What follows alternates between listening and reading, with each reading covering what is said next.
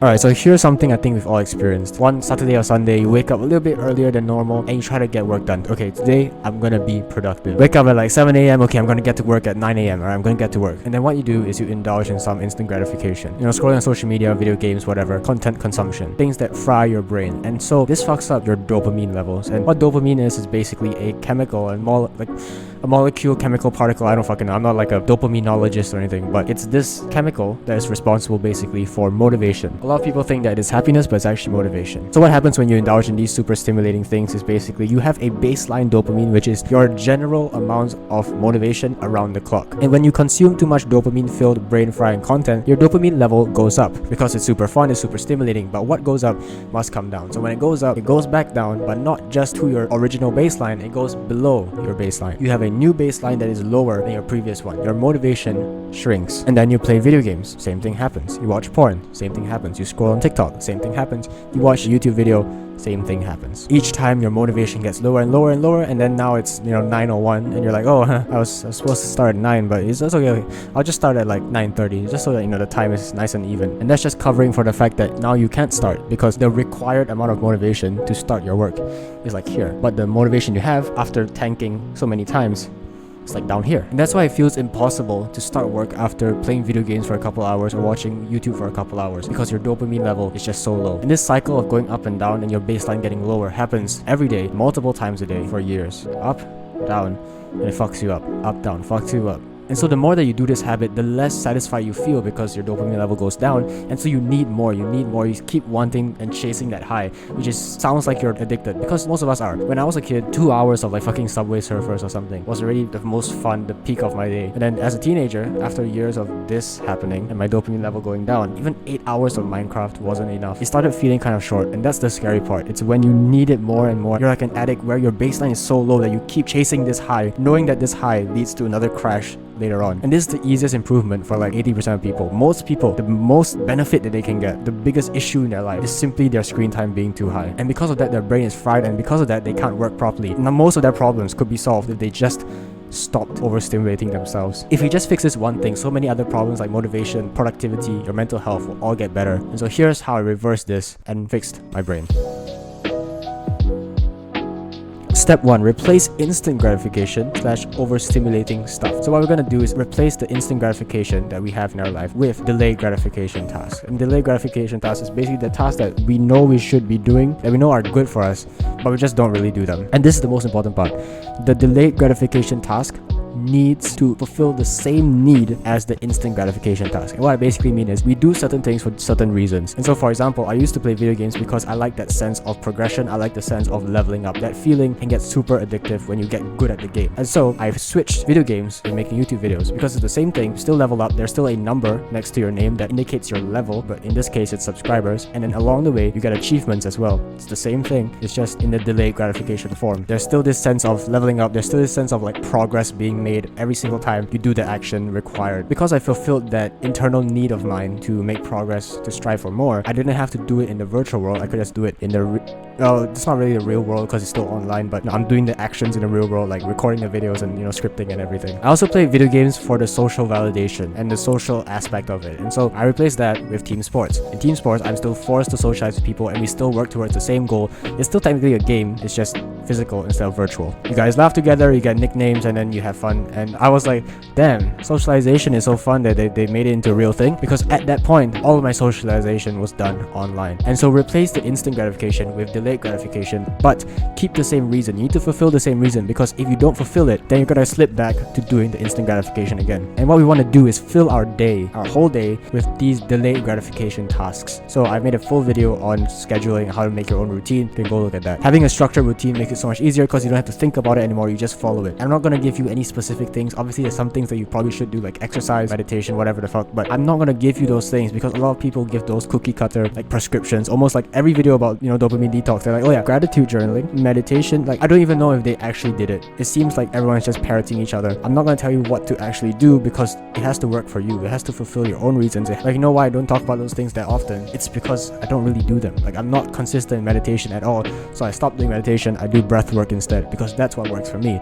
So you have to find what works for you. So yeah, a quick summary of step 1. We're going to replace those instant gratification tasks with the delayed gratification tasks that fulfill the same reasons, and those delayed gratification tasks have to be specific to you. And this is the only time in your self-improvement journey where progress comes so damn easy, because if you do nothing, you win, because everyone's taking a step back. If you just take no steps, you win. If you take a look at a video gamer that overstimulates himself for 8 hours a day, if you just put him in a room and forced him to be bored, doing nothing would be better than doing the wrong thing. So replace those habits, and if you can't do anything, just do nothing. If you're not sure what to do, just be bored for a while. That's completely fine. And that leads us to the second section, which is the bored chapter. Step 2. Being bored is like the way to rewire your brain and get you to like doing the hard activities. This is how we reverse that downward spiral that we talked about before. Because when you do the delayed gratification task, what happens is you're at baseline, you go do the task, but because it's hard, it requires motivation. And again, dopamine is the motivation chemical. So because it's hard, you use some motivation, so it dips down. But then when you're done with the task, it shoots up, because after you're done with the workout, you feel good. After you're done with the cold shower, it feels good. Initially, when you start the cold shower or the workout, it feels hard, it feels painful, but afterwards you don't regret it. Your life is better. And so it dips down, it goes up, and then when it comes back down, it doesn't just go back to the normal baseline, it goes slightly above your previous baseline. And then we do the same thing. We go to the gym, goes down, and then it goes up, baseline goes higher. You read, you go down, go up, baseline gets higher. You study, you take a cold shower, you make friends, same thing. It's uncomfortable in the beginning, but afterwards your life is just better. And so people ask me a lot of the time, how do you not get bored? I do get bored. That's the point. You know, when you're bored, you feel a pull to do something, right? You feel a pull like, I want to do anything right now. If you're in crippling boredom, you're like hungry, you're starving for something to do. And so anything seems interesting at that point, right? Because you are so bored. So through being bored, I somewhat rewired my brain to find dopamine in the hard activities. Even though the hard activities take away dopamine when it starts, I find fun in that now. Because my level of stimulation when you're bored is all the way down here. Even reading, which is like here, you know, it's not that stimulating. Video games is like up here, right? But even reading seems more fun compared to being bored. So I would rather read. I would rather watch a YouTube video that's educational. I would rather do a couple push-ups. When you allow yourself to be uncomfortably bored, the delayed gratification tasks become your new source of dopamine, and that's overpowered. This means that the thing you do by default, instead of grabbing your phone and checking it for social media and everything, it is the good habits. Obviously in the beginning you'll not be that consistent because it's hard and you haven't done it before, and then you have to learn. But after a while, when it becomes consistent, you know that thing of it goes down, then goes up, your baseline gets higher. That happens consistently, and it reverses the damage that we did in the beginning when I talked about it going down. Like, it's kind of weird, but we can reverse years of the going down one in just a couple months. In a couple months, it can go up so fast that it reverses all the negative effects. And I've written here, this is one of the fundamental self-improvement chapters. You got the bored chapter and the lonely chapter. The lonely chapter is actually kind of interesting. It's not really relevant for this video, but I'll just tell you in case you're interested. The lonely chapter is when, first, let's imagine everybody's on a scale of self-improvement. 0 out of 10 being, you know, they've just never done anything on self-improvement. 10 out of 10 is like they've been on it for a couple years, they're really good, they've been making progress. Your friends are probably at like 1 or 2 out of 10. They're not really consciously on it. Maybe they have like 1 or 2 good habits, but most of their habits are bad, so they're at 1 out of 10. The friends that you do want are probably like 7 out of 10, 8 out of 10. Like, they're actually committed, and you right now are maybe like 5 out of 10. So you're stuck in the middle. The friends that you do have are down here, the friends that you want are up here. You're kind of stuck in this middle zone where you're kind of lonely. There's no people like you. And so the lonely chapter is when you try to distance yourself from these people, you improve yourself, go through a period of loneliness, and then you find new people that you resonate with and who are more adjusted to this new lifestyle that you've tried to make for yourself. This is when you start talking to people less and you conserve your time and energy for yourself more, and you put it into your own development, which I think is fine. So that's the lonely chapter. And the bored chapter is basically when you're bored. It's like when you're bored, but being bored is a sign of making progress, because when you are bored, it's uncomfortable, and that's how you know you grow. Because like in the gym, when you're uncomfortable, that's when you grow. If you leave the gym feeling completely fine, not sore at all. No, not sore at all. That's a hard fucking thing to say, bro. If you leave the gym not sore at all, you know that you didn't really push yourself to the maximum of your capabilities. And if you don't push yourself, then you just don't grow. Like if you do 3 sets of like bicep curls and you felt sore in your biceps, you wouldn't be like, no, I felt sore, so I'm weak. No. You would think, okay, that means I'm getting stronger. That means it's breaking down the muscle. When I come back next time, I'm gonna be able to do more bicep curls. The muscle is gonna get stronger. And so it's the same thing for being bored. We have to do like 3 sets of 1 hour of being bored. In the same way, like in the gym, you have to push yourself. Okay, one more rep. You feel uncomfortable. Do the same thing when you're bored. You have to be like, oh, okay, just a little bit more. Just be bored for a little bit longer. It's like you know that the progress you're making is invisible, but my brain is slowly recovering and adjusting its dopamine level like back to normal. Your brain is adjusting from overstimulating yourself every day to just a normal level of stimulation. And when this happens, you're able to just enjoy life a lot more. You get to enjoy the simple things like when you were a kid. Like I recently started doing this again. It's kind of goofy, but you know, as a kid when you're in the car, right, and you look out the window, what I would do is I would imagine like fucking Spider-Man or some parkour guy running across the buildings on the side of the car, like from the view of the, you know what I mean, right? You probably relate. And so I started doing that again. I just pretend like, oh yeah, Spider-Man's just swinging from that building, he's jumping onto that one, jumping over the car, he's swinging there, goes in between there, and it's fun. And it's like you can do that again. Whilst most people, when they're overstimulated, what are they doing in the car? Yeah, they're looking at their phone. Even like little kids are on their iPad now in the car. You can enjoy the simple things. Colors are brighter, conversations are nicer, the grass is greener, your mom is thicker.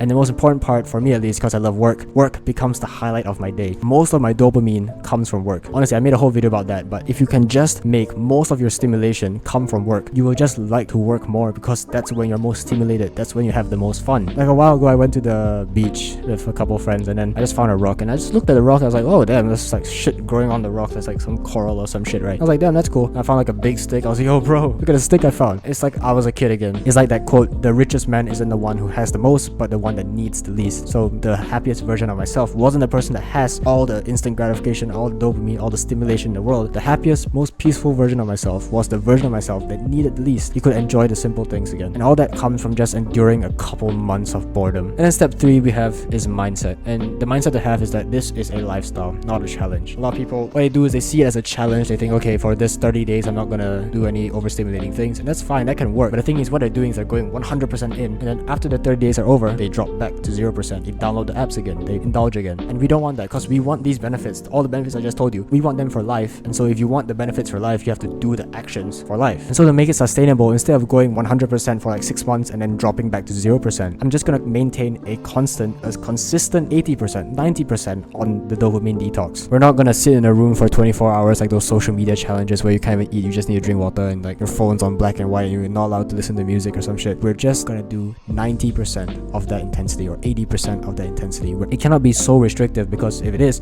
then you'll probably just give up. So what I did was I just kept the one thing that gives me like the most value. So the most stimulating, valuable thing I have is YouTube videos. That's where I started my self-improvement. That's probably where you discovered it as well, like through the internet, through YouTube, right? So I keep YouTube videos. I pretty much use YouTube for like 2 channels I'm subscribed to, and they're the same person anyway, so it doesn't even fucking matter. And then I listen to music sometimes and NBA highlights. That's pretty much it. That's like the one educational, stimulating thing that I have. But other than that, there's no overstimulation in my life. And again, it's not stimulation that we're running from, it's overstimulation. It's not addiction that we're running from, it's addiction to the wrong things. I think naturally animals, humans are supposed to be somewhat addicted to exercise. Like you can't just put an animal in a cage and expect it to be fine. It's addicted to running, it wants to run, it naturally feels that urge to explore and run, and we've lost that because we're addicted to the wrong things. So I would rather get addicted to the good habits. I would rather still have dopamine in my life, but find the dopamine from the good habits, from the delayed gratification acts. So I think that's really important to understand. We're not trying to run away from addiction, we're not trying to run away from like dopamine. We're trying to get dopamine from the good sources. So we're gonna cut most things out, but the thing is, we know at some point we are gonna fuck up, we're gonna mess up, and this is the mindset that I want you to have. When that happens, we just want to zoom out and look at the big picture. I say this all the time, but the ride to the top is always a bumpy one. If you look at any,